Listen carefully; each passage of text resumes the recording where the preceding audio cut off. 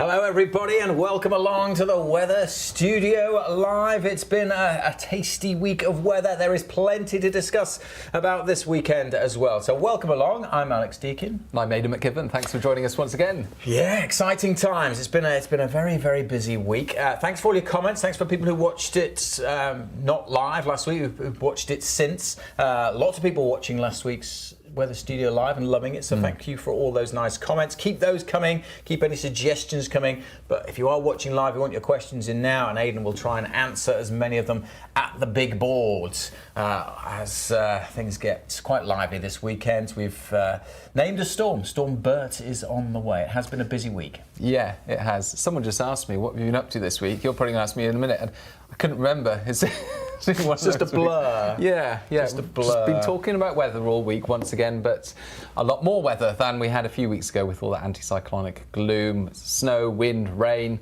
storms. Yeah, your deep dive was popular, and then you did an extra special yesterday on Storm deep dive. A mini deep dive on Storm Bert, going through all the warnings and stuff. We'll talk more about that in a moment as well, because yeah, it has been a tasty week of weather. Let us know how cold you think you got, or whether you saw any snow. Much of the country's seen at least a little bit of snow. It was, it was tricky forecasting that first batch that came in. It was a bit further south, and then yesterday snow down here. We got some snow, didn't we? Snow days around here. My kids were very happy. Even on the palm trees in Devon, we had some snow. My daughters were ridiculously excited about the slush we had in our garden at 6:30 in the morning yesterday. Well, my son's first ever snow that he's properly seen, to be fair. It was like, whoa, what's this? And then he got cold, so he wanted to come in. But his older sisters were loving it. Proper snow day for them. So yeah, very exciting down here at least. But yeah, let us know if you've had much snow. I say keep your questions coming in. If you're not watching live, keep your comments coming in as well. We've had a few comments from last week. I say lots of very nice comments saying keep up the good work. But a specific one here from Jezza, who asks for a shout out to the National Coast Watch Institution, the NCI, who spend their time keeping their eyes along the coast. So yes, a big shout out to those. Obviously, they're often busier during the summer months, but also during the winter months as well. Same goes for the RNLI and the Coast Guard Agency as well. So big shout out to all of those. And Free Kent has asked for given a suggestion for the deep dive, struggling to get his head around weather fronts and how they form and that kind of thing. And actually, interesting, I was in a meeting just an hour ago about the new video that we're making just around weather fronts. So keep your eyes peeled for that, Free Kent, because that will be out. Well, we're recording it next week. Should be available sometime soon. But yeah, if you've got any suggestions or ideas like that, or anything that troubles you, then you can ask us direct on the live like this, or you can just come up with other suggestions for content, because that's what we do. Yeah. Lots of other questions, comments coming in already about snow. Wild Violet, what's the weather like on Monday? Because I'm going to Sheffield. Well, it should be a lot milder than it is currently in Sheffield. So yeah, keep all of your questions coming in. One thing I got this week was some heated socks. Yeah, this is after the success of your heated gloves, isn't it? Exactly. I mean, I get Raynaud's disease, so I get very cold fingers and toes. So I've got some heated gloves now, and they were delivered to me on Sunday. So perfect timing for heated gloves. But I must give another shout out to the delivery driver, because he delivered my heated gloves on Sunday morning. Picture the scene, 8:30. I was still in my dressing gown. I opened the door, and he said, "Oh, Mr. Deakin." I was like, "Yeah." He said, "I love what you and Aidan do on YouTube." So he was a big fan. So a big shout out to Paul, the Smurf Man. That was he said that's what people call me, the Smurf Man. So a big shout out to Paul, the Smurf Man, a delivery driver, if he's watching. Thank you. Giving you a warm glow for more than one reason. Quite literally a warm glow all over the place. Callum has asked, was Storm Bert named by Met Aaron or the Met Office? Interesting question. Good question, Callum. Actually, it was named by Met Aaron, but because it's really affecting them first, really, is the only reason. It would have reached the criteria for us to have named it as well. So yeah, just it's a technicality. It doesn't really matter who named it, but yeah, technically it was Met Aaron who named it because it's affecting them first. But it is going to bring us some pretty severe weather over the course of the next couple of days. Rupert Higgins, does the Arctic air at the moment give a clue as to the setup, whether it's more likely for the rest of winter? No is a short answer. We've had cold spells like this early winter or late autumn before, and it's often ended up being a milder winter. So it's not a straightforward relationship like you might expect. And the weather does turn considerably milder later this weekend, and no sign of the Arctic air returning next week. So no sign as we begin winter of a repeat of this sort of thing. Vamp Express. I dislike some storm names, but Bert sounds like such a fun name. I agree. Bert does sound like a fun name, but it's about getting people's attention. So it's done its job in that sense. You know, your post yesterday on YouTube, I posted yesterday on TikTok. They've had big responses, and that's why we name storms, to get the message out there. So yeah, we use the names because that does get the message out there when the weather is particularly serious. So that's why we do it. That's my whole point of naming storms. So glad that it's got your attention, Vamp Express. But yeah. Shall we get into the details, the nitty-gritty? Because the warnings have all been updated and there's a lot to talk about. So, keep your questions coming in, but let's take a look at what's going on with Storm Bert. Actually, let's give an overview of the warnings first of all, because that will set the scene. Plenty of warnings, and I've summarised them with the different categories. So these are the rain/snow warnings, because some of them are combined rain and snow. Rain and snow warning there for Northern Ireland. Now, for Northern Ireland, there will be some snow overnight, mostly over hills, but it's unlikely to be terribly impactful because largely it turns back to rain by dawn. However, some significant snow as heavy rain moves into the Atlantic, bumps into the cold air. Equally, rain and snow warning there for Scotland and Northern England. This likely to be a longer lasting event compared with Northern Ireland. 2 to 4 hours of very heavy snow accumulating thick and fast through Saturday morning, and it's likely that we'll see 5 to 10 centimetres at lower levels through the Central Belt, for example, Vale of York, even at lower levels up to 10 centimetres, but 20 to 40 centimetres over hills. That combined with strong winds, with the drifting of snow, accretion on power lines, so there could be some power outages, as well as horrendous conditions for travelling or going up the mountains. Just avoid it entirely and stay safe if you can. And there's an amber warning there for central parts of Scotland, and that's where the risk of impacts is greatest. But you know, these are the warnings as they stand right now at the time of recording. Head to the Met Office app, website if you're watching this later on. These warnings may be updated. Equally, by the way, the snow then turns back to rain, and there's a rapid thaw as well, which could cause some issues. These are the main rain warnings for Wales and the southwest, up to 75 millimetres widely, 100 millimetres or more over the hills of South Wales, Dartmoor, and that could cause localised flooding. Even though we've had a dry November so far, remarkably dry in some places, that amount of rain through Saturday and into Sunday could cause issues in the southwest and across Wales. And finally, these are the wind warnings. So it's especially across parts of northwest UK, but also down the east coast through Saturday, 50 to 60 mile per hour wind gusts, and in some exposed spots, especially northwest Scotland, for example, more than 70 miles an hour. And then Saturday night and into Sunday, the south coast, similar wind speeds, 60, perhaps for some exposed locations, 70. So what's going on? Take a look at the bigger picture. We've had this cold air, this trough in the jet stream with us all week, northerly winds, and we've still got the cold air. We've got a lot of lying snow out there, and today the main issue is ice, but actually for many it's a fine bright day. Wintry showers easing as we go through the day across the north and west of the UK. And then we've got Bert approaching. Now this is a rapidly deepening area of low pressure. It gets picked up by the jet stream, spins up into a deep low. Thankfully, the core of the strongest winds stays offshore, but you can see the temperature contrast there. Very, very mild air wrapped up in Storm Bert and tightly packed isobars. So we've got rain, heavy rain at that, and strong winds bumping into the cold air, and that's what's leading to some really quite impactful weather across the UK. So that's obvious when you look at the situation. By the time you get to, what time is that? Just around midnight, that's when it starts happening. So temperatures at this stage are dropping away. Expect about -3, -4 Celsius for parts of central and eastern Scotland, around 0 or just below for eastern England, for example. And you can see those temperature contrasts on the map there.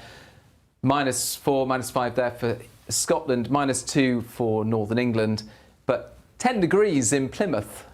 Now, Northern Ireland's pretty chilly at this time, but what's happening is as that heavy rain arrives, then we're likely to see a mixture of rain and snow for Northern Ireland. Snow mostly above 150 metres, but could be for some time overnight some snow at lower levels. Possible disruption there from that, but Wales equally, mid to North Wales, hill snow. Quite quickly though, that turns back to rain, and it's heavy rain arriving into Northern Ireland, parts of Wales and the southwest. Look at the temperatures by dawn in the southwest, 12 degrees, whereas they're sub-zero in the east. And that's why we're going to see this more prolonged snowfall across parts of northern England into Scotland. Like I say, 5 to 10 at lower levels, 20 to 40 over hills. Serious disruption from the word go on Saturday and continuing throughout much of the morning. So several hours of heavy snow and atrocious conditions, the strong winds, the blizzards and the drifting of snow.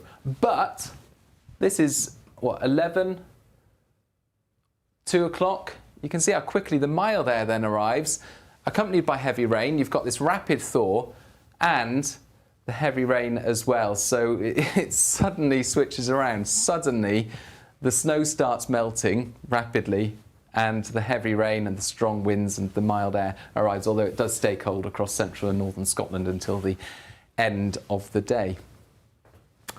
So, yeah, quick overview there. That was really good. There'll be more questions on that. Yeah. Wild Violet, let's go back to her question. She goes to Sheffield on Monday, so the milder air will be in place, although it might just start to a little colder by Monday. Yeah, exactly. In fact, we can show that temperature trend. This is fascinating to see. First of all, these panels here show the maximum temperatures we're expecting each day. So Friday, we've got maximum temperatures of 3 to 7 degrees across the country. Not feeling too bad because lighter winds, more sunshine. However, it is chilly out there, it's below average. Saturday, these are the maximum temperatures. Worth bearing in mind, these aren't the temperatures at midday or 3 p.m. These are most likely the temperatures, especially in the north, at the end of the day. So the temperatures are going to be increasing all day.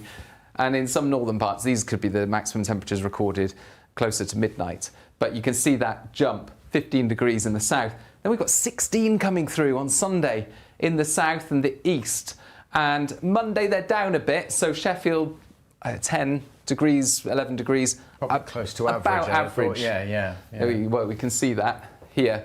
That's Sunday, above average. Monday, about average. That's what those colours indicate. So the reds and oranges are where we're much above average. Saturday, this contrast from Scotland to the rest of the UK. And Friday, of course, well below average. But just to highlight that temperature change, if we pick somewhere, just nice, about anywhere there, nice. we're starting at 0 degrees early Saturday. And then, in some places, we're going to be up to around 15 degrees. So this is Hull, 15 degrees by the start of Sunday. We're waking up Sunday with temperatures of 15 degrees, having seen snow the previous morning. It's always glorious in Hull. I mean, it's just that's just one of the things about Hull. It's just always fantastic. Whether you've got the snow or the 15 degrees and rain. And my garden, I mowed the lawn this week. On Tuesday, I mowed the lawn. I was just thinking about that earlier, the contrast from Tuesday when I actually mowed the lawn. I know there's snow in some parts of the UK on Tuesday, but down here in the southwest, it was still relatively mild. The cold front was going through. Mowed the lawn on Tuesday, covered in snow on Thursday, and by this time, Saturday morning, it's going to be, You'll be out there with a mower 14, 15 degrees. I'll have to mow it again. Hope that answers your question. Thank you very much. Keep them coming. Train spotter, is there a jet stream in the southern hemisphere and does it influence the weather like the northern hemisphere?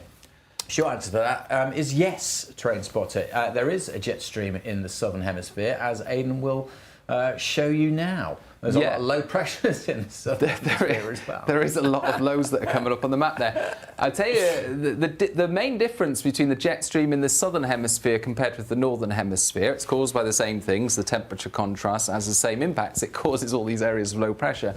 But one of the key differences is it tends to be less wavy compared with the northern hemisphere, and the reason behind that is because it's mostly going over open water. It's mostly going over the Southern Ocean, the south of the Atlantic and Pacific and so on. And so it's the mountains in the northern hemisphere that create waves in the jet stream, whether that's the Himalayas or the Rockies. And so the jet stream tends to be more undulating in the northern hemisphere and less so in the southern hemisphere. And it tends to be a bit more powerful in places in the southern hemisphere as well, because it's got that straight circular flow around Antarctica, uninterrupted by land and mountains. Chris G, how is the polar vortex affecting the weather at the moment? Is it likely we'll see it move further south come February? Well, the polar vortex is high up in the sky over the poles, and I think it's slightly stronger than usual at the moment, but this isn't nothing to do with the weather that we've seen recently. The polar vortex is where it should be. It's developed. It's where it should be, and there's no sign of it breaking down when we see sudden stratospheric warming, as no doubt we will touch on later in the winter. But there's no sign of that happening at the moment, and we can't. Chris G asking about February. That's just way too far ahead. But yeah, the polar vortex is high in the sky above the North Pole, where it should be, and actually I think it's slightly stronger than usual for this time of year, and it's nothing to do with the current weather patterns that we've seen, and it's quite rare for it to have any influence on the weather patterns at this time of year. It's more December, and particularly January and February. So good question, thank you for that. Daniel Wadey, will these cold fronts with the snow and sleet become more common in the coming years? Well, sleet and snow is becoming less common. We can track that back. Yeah, okay, it's been a bit unusual to see snow in November as much as we've seen. Haven't seen that.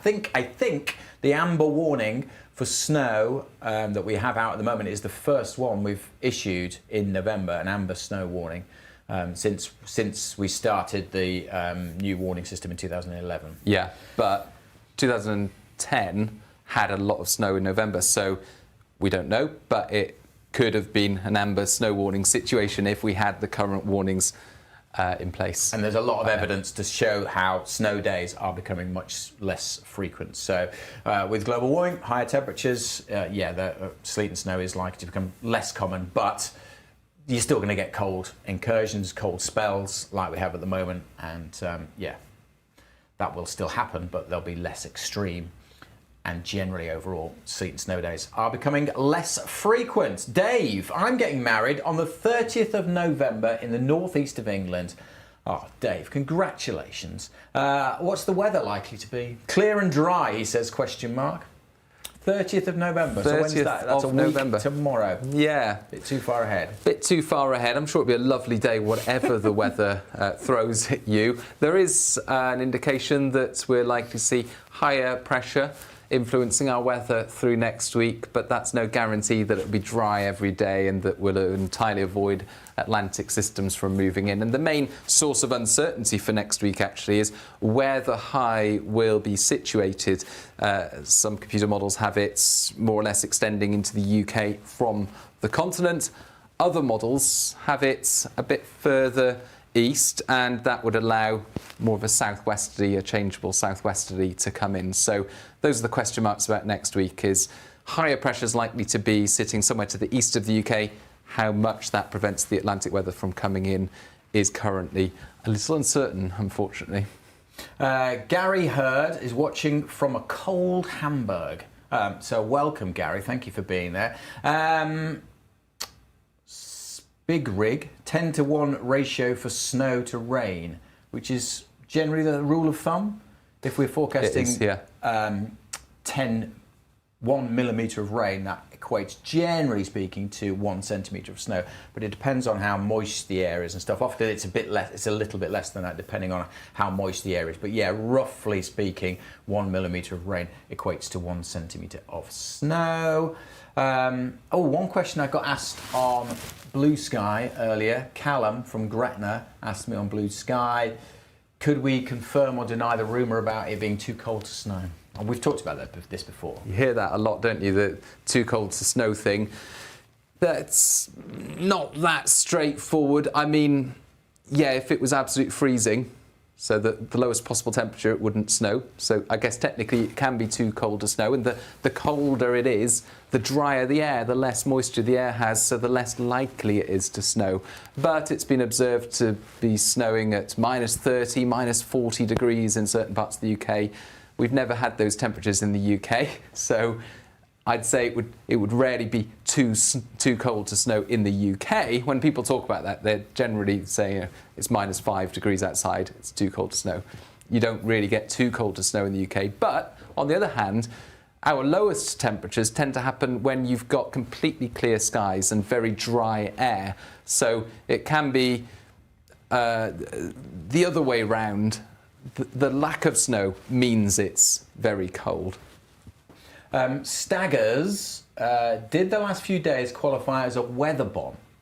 Well, not the last few days, no, in terms of cold, but technically speaking, Bert is a weather bomb, isn't it? Explosive cyclogenesis. And someone else asked, sorry, I've lost it now, but someone asked, how is the jet stream picking up Bert? So here it is. Oh, William Brister. How does the jet stream pick up areas of low pressure, e.g. Bert? So you can show that on there. I can, yeah. And what's important is the position of the low pressure systems relative to the jet stream.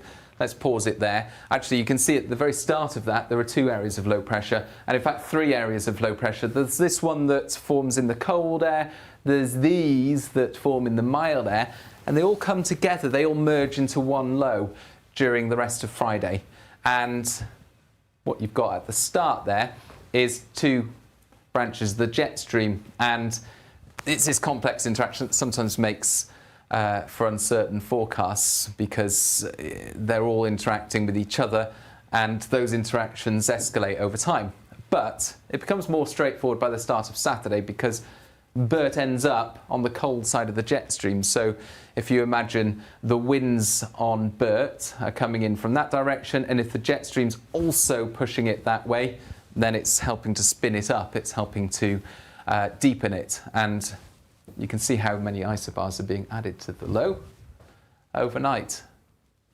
It becomes a very deep feature, and that's why it's explosively deepening. That's what we say, explosive cyclogenesis, cyclone, genesis, the formation of a cyclone or an area of low pressure. And there it is, and we're safe from the fact that it stays offshore. Otherwise, we'd have even stronger winds. But yeah, it's when the jet stream, particularly when you get something called a left exit of the jet stream. Alex did an in-depth video on this a year or so back, which you can find on the in the YouTube channel if you want to learn more about it. But basically the jet stream, we've got this core of very strong winds in the jet stream, the colours here. And right here is where we've got the left exit. And that's particularly a point where the air at the surface is being sucked up into the jet stream because there's essentially an area of low pressure within the jet stream as well. And so the air is rushing up to fill that hole, and that leads to the rapid development of an area of low pressure. Yeah, it's weird the way that develops. It's a kind of right exit, and then it goes into right entrance, and then it goes into a left exit as well. I think Jason, our chief meteorologist today, said it was dropping 50 hectopascals, was it, in 24 hours? It's almost like a double bomb, really, because if it needs to drop 24 millibars or 24 hectopascals in 24 hours for it to be technically explosive cyclogenesis and be classed as a weather bomb, it's practically a double because it's dropping double that in 24 hours or 36 hours. I didn't get the exact numbers, but yeah, Jason, who's our chief meteorologist, picked up on that earlier. He also said that going walking in the mountains was what was it? Potentially life-threatening. So just want to reiterate how grim the conditions will be across the mountains of northern England and Scotland tomorrow. So yeah, really don't go up into the mountains tomorrow. Pink Horsey asks. Pink Horsey Productions says Joseph would like to ask why Claire doesn't do the live stream anymore, and he's wondering why Claire's forecasts don't sound quite the same. Is she in a different studio? Yes, she is in a different studio. So Claire is based in the northwest. We spread the love around the UK. So Claire is up in the northwest. We might involve her in the live at some point in the future. There's a few things. This is a new thing that we're trying, so we'll hopefully involve Claire. We'll definitely have other presenters in these seats in the coming weeks as well. But yeah, thank you for your question, Joseph. And one more quick question before we have the quiz. The quiz is coming. Don't go anywhere. The quiz is coming. Leo says, "This is great. Is it a first?" Well, no. Thank you very much, Leo, for saying it's great. It's not your dad or anything like that. I know your relatives are often complimenting us on here, but no, it isn't a first. This is the third one we've done since COVID, but pre-COVID we used to do them quite a bit. But yeah, Weather Studio Live, it's every Friday. Tell your friends. There's 1,300 people watching now. We got 37,000 views last week. We need people to keep watching and spread the love, let everyone know, so that we can keep doing it. So yeah, if you like it, thank you very much. Give us a heart and spread the love. Let other people know. Make sure you subscribe as well to our channel if you haven't done as well. Oh, you know what? What? Well, we're almost at 300,000 subscribers on YouTube. So one of you guys could be the 300,000th subscriber. If you all get subscribing now, I don't know how many people are watching. It might be short. It's just dropped down to 1,250, so I don't know about that. If everyone watching now subscribes and you're not already subscribers, we would do it. Imagine how happy that would make us. Yeah. Tim Bob says, why do weather presenters stand on the left when all the weather comes from left? That's a good question. There is a reason for that. I think it's just the way the map was traditionally. But you stand on the right now. We've redesigned our touchscreen so that you're standing on the right, which does make more sense. But yeah, that's a good point, Bob. And I think it's to do with the way the map was. I do remember reading something about that, but I think it's to do with the way the map was. I will look into that and maybe answer it next week. But it is now. Are you ready? Oh. It's time for the quiz, everybody. Yeah! Woo!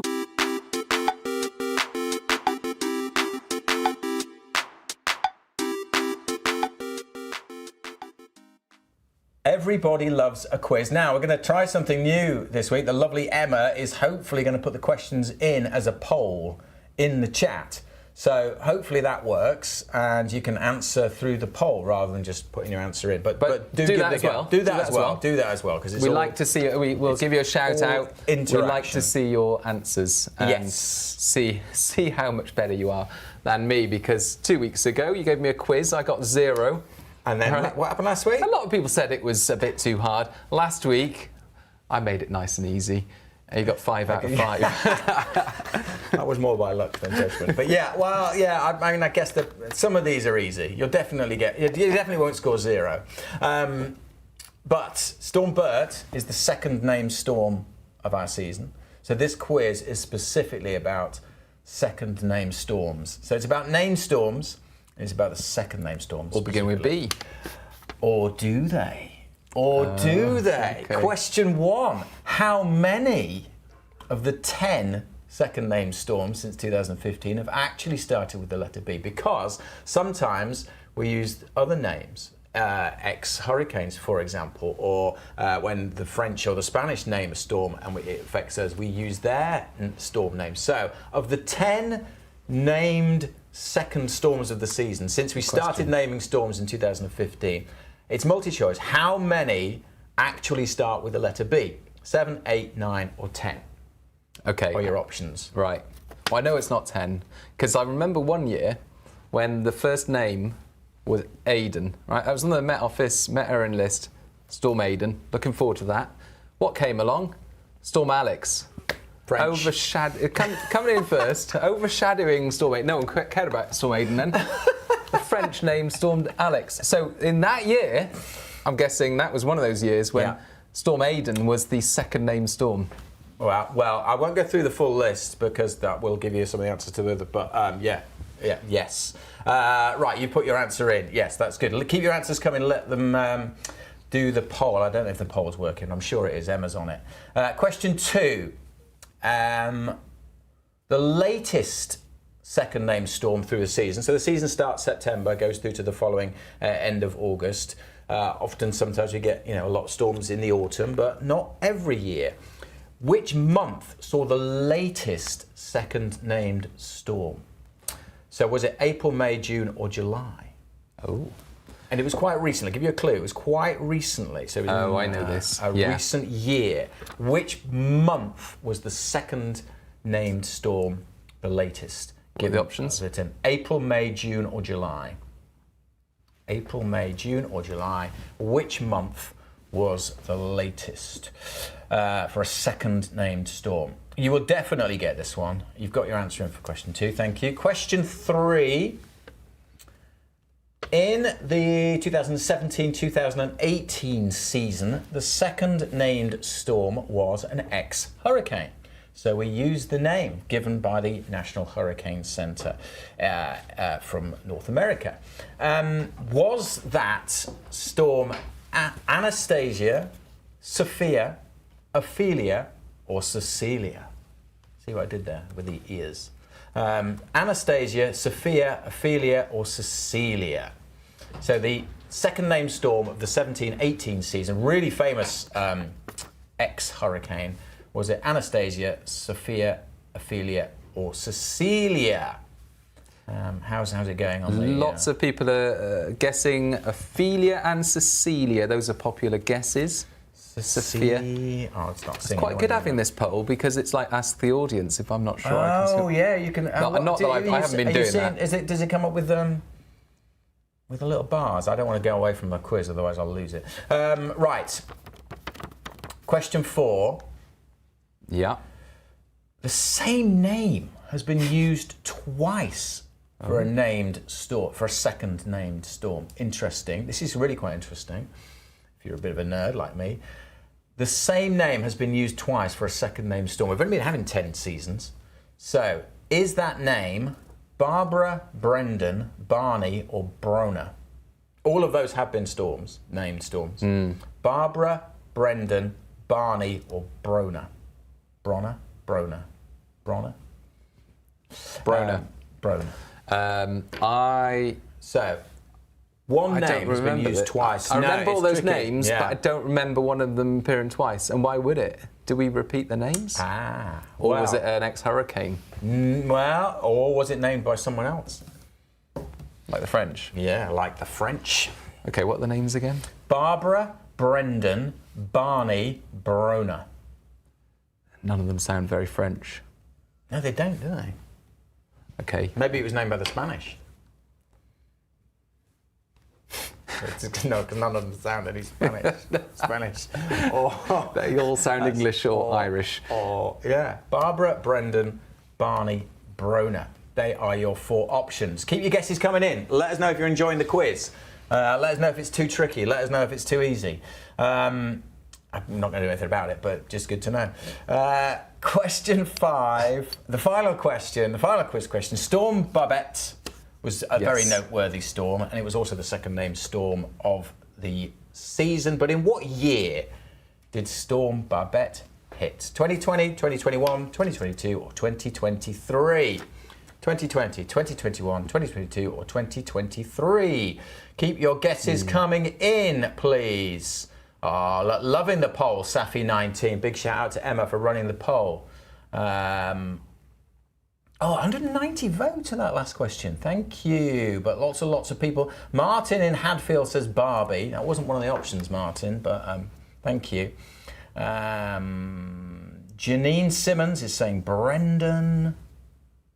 Noah O'Brien says Barbara or Brendan. You can't have 2 guesses. It's multi-choice. I've given you 1 in 4. Come on, Noah. Commit, man. Nail your colours to the mast. Right, have you all answered? That last one, I was thinking, it seems like yesterday that happened, but...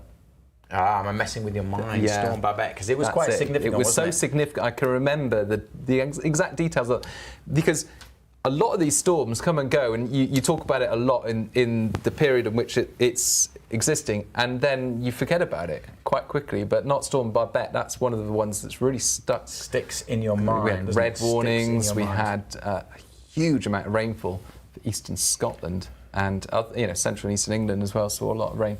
Over the hills and far away loves the quiz, which is good to hear. I mean, everybody loves a quiz, don't they? Thank you for all your poll answers. I'm getting some feedback here from Dean. Dean's running the questions next door. Big shout out to Dean. Big shout out to Greg, who's operating everything this week as well. So yes, for setting everything up. Thank you very much, guys. But yeah, lots of answers coming in. Right, have you registered all your answers? I have. I'm quietly confident this week. Quietly confident. I preferred that to the last quiz you gave me. I thought I'd make it a bit easier. Okay, so question 1 was, I've dropped my bit of paper with all the answers, or with all the stats on it, but never mind. We'll go through. You must know. How many of the 10 second name storms have actually started with the letter B? You are correct, Mr. McGivern. 8. Yes. 8. But interestingly, one of them wasn't ours, which we'll get to later. But yeah, 8. Ophelia and Noah. It's on my list. I've just dropped it. Were the 2. Noah was named by someone else, I think the French, and Ophelia was obviously the ex-hurricane. I've given that answer away for question 4. Question 2. The second named storm occurred in which month? The latest second named storm actually occurred in April. You're wrong. Really? Yeah, it wasn't June. I was thinking last year. Was it last year we had? Oh, last year we had a lot of storms. The year before we... Noah was... Thank you. Look at that. Little mouse just scurried by and... It's got the little answers on it. Oh, what a legend. So yeah, it was Noah. Thank you for that. Greg just came in and gave us that. What an absolute legend. Floor manager, director, producer. He was on the floor. He was on the floor. So yeah, it was Noah. 2022, 2023. Didn't occur till April. So that was the second name storm, named by the French, or part of that system anyway. So that was that question. So you got that one wrong. So you're 1 out of 2. But you get this one right. Question 3, that was the obvious one. The named storm 2017 to 2018 was an ex-hurricane, and that was Ophelia. Really remarkable. Got very close, actually, still as a hurricane tropical system. Yeah. And drew up a lot of southerly air. We got a lot of smoke from the wildfires that were going on in Portugal at the time. Yeah, and made the sky really atmospheric. It was beautiful. Did drop a lot of rain in Republic of Ireland as well. I remember flooding. I remember a scene of orchards, like loads of apples floating around in basically a massive swimming pool because it just dropped so much rain. Maybe I dreamt it, but anyway. Sounds like a dream. Yeah, doesn't it? Question 4. The same name has been used twice for a second name storm. You were right. Oh. Barbara. Yeah, that's the one that sounded most familiar. I thought maybe because I've said it twice. So yeah, we used that name quite early on. It was the second year, 16-17, we had a Storm Barbara. But actually Storm Barbara was 2021, and it was after Alex and before Aidan. So you were actually usurped by not just Alex, but Barbara that year. So Storm Aidan was actually the third named storm of that year. So yeah, we've had 2 Barbaras, one that we've named, one that came out the French have named. So Barbara was the correct answer to that, and Storm Babette was a noteworthy storm. What year did it hit? I think I got this wrong, actually. You have got this wrong. It was 23. Yeah, it was 23. It was 23. So 3 out of 5. I mean, you're getting better, right? So that's all you can hope for. Okay, more time in the library this weekend. I'm very proud of you. You've done a really, really good job there. Thank you. Inspector Morse got 3 out of 5. Furry IV got 1 out of 5. Let us know how you did. James Boyle, 5 out of 5. Well done, James. Simon Houghton, 3 out of 5. I feel proud of myself. You should do, Simon. You've drawn with Aidan. Tim Bob has beaten you. He got 4 out of 5. So yeah, brilliant. Ian Simmons, 2 out of 5, but every day's a learning day. Wise words, Ian, wise words. Yeah, let us know how you did in the chat. Let us know if it worked for you, the poll, everything like that. Let us know if this whole thing is working for you, what you'd like to see. We're open to new features and doing anything that you want, really. So yeah, keep your comments coming in. If you're not watching this live, keep them coming in anyway, and make sure, as I say, you spread the love and let everybody know that we're on here and that we're doing this, because that's the way we can keep doing this. What's coming up next week? Hopefully the weather will be a bit quieter next week. Who's doing the deep dive next week? Am I doing the deep dive? It's not me doing the deep dive. That is... I think it must be Mr. Burkill next week, or perhaps on. It is Mr. Burkill, and he's going to be looking ahead to the winter. So... I think that might have been the week after now. Oh, is it? Yeah, I think so. I think so. At some point, before most of the winter begins, there'll be something. There will be something, yeah.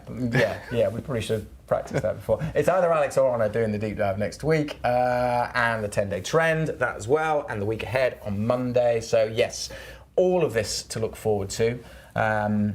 But in the meantime, stay across the forecast and warnings, because it's Well, there's a lot going on this weekend. Yeah. And we all love watching the weather unfold. It's fascinating, but if it's safest to do that from your living room, then please do, rather than go up a mountain to see some snow. Yes, don't do that. Please keep up to date with the weather. All the weather warnings are on our app, of course, so you can go through them in great detail just to see how you could be impacted and affected. Do keep up to date with the forecast. It's a movable feast. This storm hasn't really formed yet. It's intensifying now, so there's always scope for a variation. It could shift a little, could become a little more intense, could become a little less intense. That will all have impacts on the wind and this snowfall that we see. So do keep up to date with the latest forecasts over the next 24 hours. It's going to be quite an interesting one to see how this all develops. Spread the love. Let everyone know that we're on here. We're also across other social medias. I'll be live on TikTok this afternoon, and we're right across the social scene, as it were. But thank you very much for watching. Makes it sound like we're trendier than we are. Yeah, it does, doesn't it? Yeah, maybe I shouldn't have put that in there. But anyway, thank you for being there. We appreciate it very much. But have a lovely weekend. Thanks all.